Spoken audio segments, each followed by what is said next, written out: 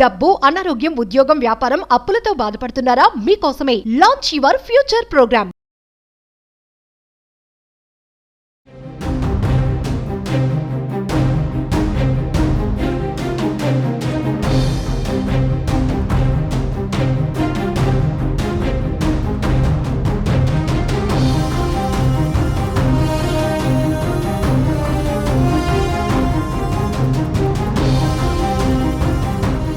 Hi hello నమస్తే welcome back to Suman TV. ప్రస్తుతం మనతో పాటు ఉన్నారు పబ్లిక్ స్పీకర్ రజనీ రమ గారు. నమస్తే మ్యామ్. నమస్తే నవీన. మేడం, పహల్గామ్ దాడి గురించి మనం కొన్ని వీడియోలు చేసాం, మాట్లాడుకున్నాం. ఏదేమైనా యుద్ధం అయితే కొంచెం ఆగిపోయింది, ఇప్పుడు నెమ్మది ఇచ్చింది. కాకపోతే మళ్ళీ ఇప్పుడు ఒక న్యూ సెన్సేషనల్ అవుతుంది. జ్యోతి మల్హోత్రా ఒకప్పుడు యూట్యూబర్ గా ఒక ఊపిన ఆమె మరి పాకిస్తాన్ కి ఇన్ఫర్మేటివ్ గా మారిందని చెప్పేసి చాలా ఆర్టికల్స్ చూస్తున్నాం. అరెస్ట్ అయింది ప్రెసెంట్. ఒక్కసారి ఆమె గురించి మాట్లాడుకుంటే, జ్యోతి మల్హోత్రా అసలు ఎవరు, ఎక్కడి నుంచి వచ్చింది, ఆమె వివరాలు ఏంటి ఒకసారి మీతో. ఇప్పుడు ఇలాంటి కేసులు చూస్తున్నాం ఈ మధ్య. ఎవరిని మనం నమ్మాలా, ఎవరిని మంచి అనుకోవాలా అర్థం కాని పరిస్థితి అయిపోయింది. ఇప్పుడు ఈవిడ కూడా ఒక మంచి ఫెమిలియర్ యూట్యూబర్. ఈవిడ from Haryana. Travel with Jo అని పెట్టుకుంది, బాగుంది. ఇప్పుడు అమ్మాయిలు కూడా జర్నలిజం చేయటము, ఈ ట్రావెలర్స్గా వర్క్, ఈ యూట్యూబ్స్ వెళ్ళి రీల్స్ చేయడం అనేది ఒక ట్రెండ్ అయిపోయింది. ఓకే, బాగుంది. ఈ చేంజ్ నాకు కూడా నచ్చింది. అంటే నాకు కూడా చిన్నప్పటి నుంచి ఇలా చేయాలి అనే కోరిక ఉండేది, కానీ అప్పుడు మరి వెళ్ళనిచ్చేవారు కాదు కదా. ఇప్పుడైతే అందరూ చక్కగా వెళ్తున్నారు, వాళ్ళు చేయాలనుకున్నది చేయగలుగుతున్నారు. సో బాగుంది. నేను ఇలాంటి వాటిని అప్రిషియేట్ చేస్తాను. అయితే నేను ఫాలో అవుతున్నాను 2 రోజుల నుంచి ఈ కేసు. ఈ అమ్మాయి సడన్గా కొత్త న్యూస్ మనకి అరెస్ట్ అయిందని అరే వండర్ అయ్యాం, ఏంటి ఎందుకు అని అంటే, ఈ అమ్మాయి పాకిస్తాన్కి ఇన్ఫార్మర్గా మార్చబడిందా, లేకపోతే ఇన్ఫార్మర్గా చేస్తుంది అని అలా ఏదో వాట్ ఎవర్ ఇట్ అలా బయటకు వచ్చింది. నేను చాలా ఆశ్చర్యపోయాను. ఇప్పుడు ఎంతోమంది యూట్యూబర్స్ ఎన్నో విషయాలు మనకు తెలియజేస్తూ ఉంటారు కదా. ఒక మంచి ఫుడ్ గురించి కానీ, ఆ కల్చర్స్ గురించి కానీ, అక్కడ దొరికే వస్తువులు కానీ, లేకపోతే లైఫ్ స్టైల్, రకరకాల అన్నీ వాళ్ళ ద్వారానే మనకి ఇంటర్నేషనల్ లెవెల్లో మనకి తెలుస్తూ ఉండే ఛాన్స్ అయితే ఉంది. చక్కగా మనం ఆ వీడియోస్ చూసి ఎంజాయ్ చేస్తూ ఉంటాం. మరి ఈ అమ్మాయి ఇలా ఎందుకు మారింది? ఇప్పుడు పాకిస్తాన్లో ఉన్నటువంటి ఐఎస్ఐ వాళ్ళతోటి ఎట్లా మరి ఫ్రెండ్షిప్ ఏర్పడిందా, పరిచయం ఏర్పడిందా అనాలా మనకు తెలియదు, మొత్తానికి ఏర్పడింది. అంటే ఈ అమ్మాయి యూట్యూబ్ పరంగా అక్కడికి కూడా వెళ్ళి అన్ని ప్లేస్లకి ట్రావెల్ చేస్తుంది కదా.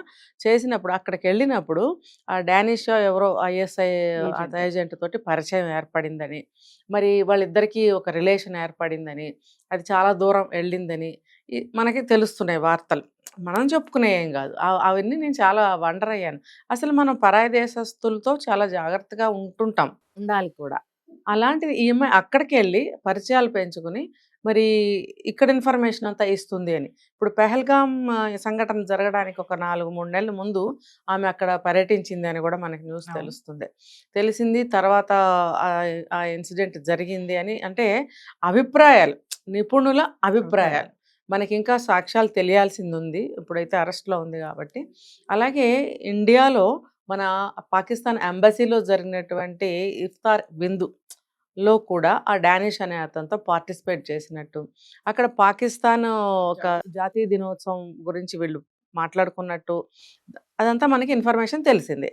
అంటే ఈ అమ్మాయికి ఏం అవసరము?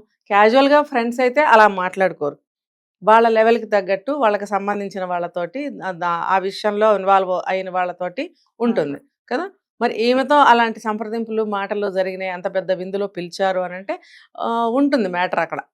అటువంటి వాటి కోసమే పెద్ద పెద్ద వాళ్ళని పిలుస్తారు, అవసరమైన వాళ్ళని పిలుస్తారు అనేది మనకు తెలుసు. సో మరి ఈ అమ్మాయిని అక్కడ పిలిచినట్టు, ఈ అమ్మాయితో మాటలు జరిగినట్టు మనకి ఇన్ఫర్మేషన్ తెలుస్తుంది. ఇంకా మనకి ఇక్కడ కొన్ని ప్లేస్లు మన ఆంధ్రప్రదేశ్ తెలంగాణకు వచ్చేసి సికింద్రాబాద్ రైల్వే స్టేషన్లో కానీ, విశాఖపట్నంలో కానీ కొన్ని ఆవిడ వీడియోస్ చేసి మనకి టెలికాస్ట్ చేసినట్టు మనం అందరం చూస్తున్నాం. అంటే ఈవిడ ఇంకొక విషయము, ఎక్కడైతే ఈవిడ వీడియోస్ చేసి వాళ్ళకి చూపించి వాళ్ళకి పంపించాల్సిన అవసరం లేదు, పంపించినప్పుడు ఇప్పుడు మనం ఒక సైగ చేయలేము, ఒక మాట్లాడలేము, తర్వాత ఇంకొక మెసేజ్ ద్వారా కానీ మనం చెప్పలేము, తెలియజేయలేము అని అన్నప్పుడు ఒక చిత్రం ద్వారా మనం తెలియజేయచ్చు. అర్థమైందా?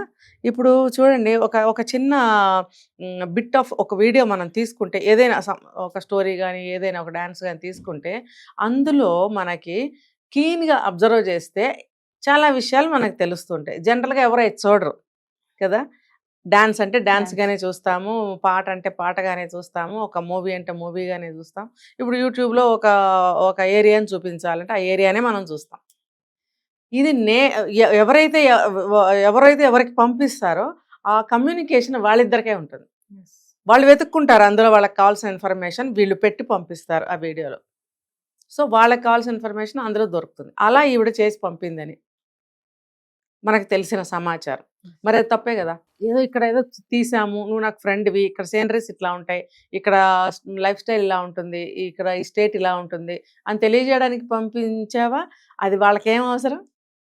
వాళ్ళకేదో కావాలి. ఆ కావాల్సింది అందులో పెట్టి అందులో పిక్చరైజ్ చేసి, వీడియో తీసి, షూట్ చేసి పెట్టి పంపిస్తారనమాట. అంటే ఈ ఈ ఏ ఏరియాలో అయితే మనం చెప్పుకున్న పెహల్గామ్ సంఘటనలో ఏవేవైతే పాయింట్స్ ఉన్నాయో ఆ పాయింట్స్‌కి దగ్గరగా ఈవిడ వీడియో తీయటం జరిగింది. అవి వాళ్ళకి పంపడం జరిగింది. ఇప్పుడు పహల్గామ్ కూడా ట్రావెల్ చేసింది. అదే స్పాట్ చేసింది. అంటే ఏ పాయింట్లయితే ఉన్నాయో ఆ పాయింట్లని చిత్రీకరించి పంపడం అనేది జరిగిందని చెప్తున్నారు. అలాగే ఇప్పుడు ఇక్కడ సికింద్రాబాదు, విశాఖపట్నం ఇంకా ఆవిడ ఎక్కడెక్కడ తిరిగిందో అవన్నీ కూడా అలా పంపడం వల్ల ఉద్దేశం ఏంటి, ఇన్ఫర్మేషన్ ఏమన్నా ఉందా అనేది ఇప్పుడు పోలీసులు ఎంక్వైరీ తీస్తున్నారు. సో ఏది ఏమైనా సరే మనకి ఇక్కడ ఏంటంటే ఎవరిని నమ్మటానికి లేదు. ఒక ముసలమ్మల్ని నమ్మటానికి లేదు, అంటే జెంట్స్ అవనివ్వండి, లేడీస్ అవనండి, ఓల్డ్ ఏజ్ వాళ్ళని నమ్మటానికి లేదు. అంటే అలాంటి పనులు చేసేవాళ్ళు అందరు రారండి, ఇందులో చాలా తప్పు ఇది. అలాగే ఒక అందమైన అమ్మాయిని నమ్మటానికి లేదు. వాళ్ళల్లో ఎంతమంది కరెక్ట్ ఎంతమంది కాదు మనకు తెలియదు. అబ్బాయిలు కావచ్చు, పిల్లలు కావచ్చు, ఎవరినైనా సరే వాళ్ళు ఎంచుకోవచ్చు. ఎంచుకుని వాళ్ళ ద్వారా వాళ్ళకి కావాల్సిన పనులు చేయించుకోవచ్చు. కానీ మన ఇండియన్స్ అయ్యుండి మన గొయ్యి మనమే తీసుకుంటే ఇది ఎంతవరకు కరెక్ట్? మరి దేనికి ప్రలోభపడి ఇలాంటివి చేస్తున్నారు అనేది తెలుసుకోవాలి. ఇప్పుడు పట్టుపడితే వాళ్ళు బయటకొస్తారు, శిక్షలుంటాయి, అంతవరకే. పట్టుపడని వాళ్ళు ఎంతమంది ఉన్నారో మనకు తెలియదు కదా! కాబట్టి ప్రతి ఒక్క ఇండియన్, ప్రతి ఒక్క స్టేట్‌లో, ప్రతి ఒక్క ఊర్లో, ప్రతి ఒక్క గల్లీలో, ప్రతి ఒక్క ఇంటి పక్కన పరిసరాలు కూడా మనం చాలా జాగ్రత్తగా ఉండాల్సిన అవసరము, పరిస్థితి ఇప్పుడొచ్చింది. ఎవరిని నమ్మొద్దు, ఎవరితో ఓపెన్ టాక్ చేయొద్దు. అంటే పరిచయం ఏర్పడ్డాక బుద్ధి మారింది అనుకోవచ్చు అంటారా మేడం? చెప్పలేము. వాళ్ళే వీళ్ళని అలాగా అంటే కొన్ని టర్మ్స్ నేను వాడట్లేదు. వాళ్ళే వీళ్ళని చేయొచ్చు కదా! వాళ్ళే వీళ్ళని లాగి, వాళ్ళే వీళ్ళని నియమించి, వాళ్ళే వీళ్ళని ఇలా ప్రొవోక్ చేసి ఉండొచ్చు కదా! వీళ్ళు దేనికన్నా భయపడో ఇంకోటికో లొంగిపోయి ఉండొచ్చు కదా! ఎందుకంటే వీళ్ళు ఒక యూట్యూబర్స్ ప్రపంచవ్యాప్తంగా తిరుగుతారు వీళ్ళు.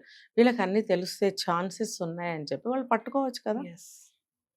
అది. కాబట్టి ఇలా ఉద్యోగాలు చేసేవాళ్ళు కూడా యూట్యూబర్స్ కూడా మన దేశం కోసం మనం ఏదైనా చేయాలి అని ఆలోచించాలి.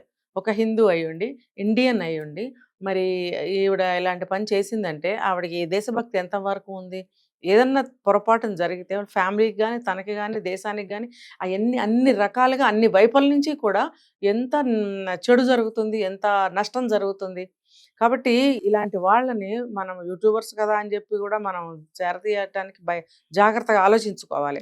అలాగే ఫ్రెండ్షిప్ చేయటానికైనా మరి ఇంటి పక్కన కానీ, సందులో కానీ, ఇంకో చోట కానీ, ఊళ్ళో కానీ, ఎక్కడ ఎనీవేర్ ఇండియన్స్ అనేవాళ్ళు, హిందూస్ అనేవాళ్ళు ఎవరైనా కానీ మన ఇండియాని మనం కాపాడుకోవాలని అంటే జాగ్రత్త వహించాలి. దేన్ని కూడా మనం నమ్మకూడదు. ఏ చిన్న అనుమానం వచ్చినా మరి తెలియజేయాల్సిన అవసరం ఉంది గవర్నమెంట్‌కి, పోలీసులకి కానీ. మనకి మనం సహకారం చేసుకోవాలి. మన జాగ్రత్తలో మనం ఉండాలి. ఏది చెప్పడం కానీ, ఏది తెలుసుకోవడం కానీ జాగ్రత్తగా ఉండాలి. ప్రతి ఒక్క సిటిజన్ యొక్క బాధ్యత అని నేను చెప్తున్నా ఈ సందర్భంగా. Thank you.